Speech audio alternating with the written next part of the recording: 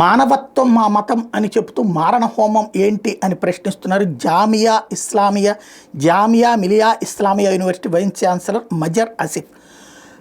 శివుడి వారసత్వం, హిందూ సంప్రదాయాలు, భారతీయ సంస్కృతికి నిజమైన సారాంశాలని ఆయన వ్యాఖ్యానించడం, అలాంటి సంస్థకు సంబంధించిన ఆయన వ్యాఖ్యానించడం ఇక్కడ స్పెషల్.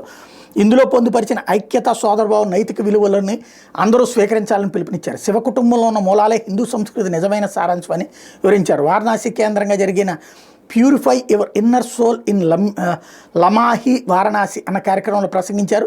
వీటి విలువలు కేవలం భారత్లోనే కాకుండా విశ్వవ్యాప్తమయ్యాయని, ప్రపంచంలోని వైరుధ్యాలకు సవాళ్లను పరిష్కారాలను అందిస్తుందని ప్రకటించారు.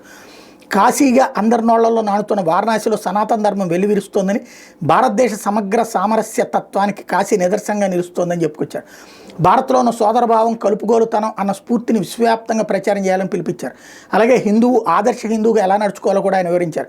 వాహనం నిలపరాదు అన్న చోట వాహనం పార్క్ చేస్తే హిందువు కాదని, ఇతరులను ఇబ్బంది పెడితే కూడా హిందూ లక్షణం లేదని అన్నారు. అలాగే పర్యావరణాన్ని కలుషితం చేస్తే కూడా హిందువు కాడని, హిందూ అనేది మతం కాదని, అదొక క్రమశిక్షణ, గౌరవం, ప్రపంచం పట్ల బాధ్యతతో ఉండే జీవన విధానం అని వివరించారు. ఇస్లాం, క్రైస్తవ మతాలు తామే అత్యుత్తమని వారే చెప్పుకుంటారని మజీర్ ఆసిఫ్ ఎద్దేవా చేశారు. కానీ ప్రతిరోజు మానవత్వం పేరుతో ఎంత మారణకాండ జరుగుతుందో పరిశీలించాలని సూచించారు.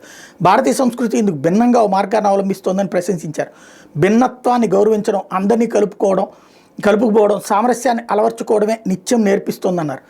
అట్లాగే ఆధునిక పోకడలను కూడా ఆయన ఎత్తి చూపెట్టారు. అత్యధిక విద్యావంతులు అనుకున్న వారే మోసం చేస్తున్నారు.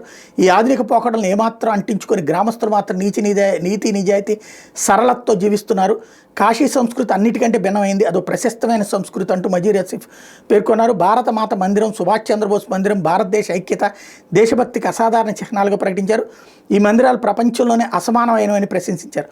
దేశభక్తి, సాంస్కృతిక మూలాలను గౌరవించడం భారతీయతలో అంతర్భాగమని ఈ సందర్భంగా చెప్పుకొచ్చారు.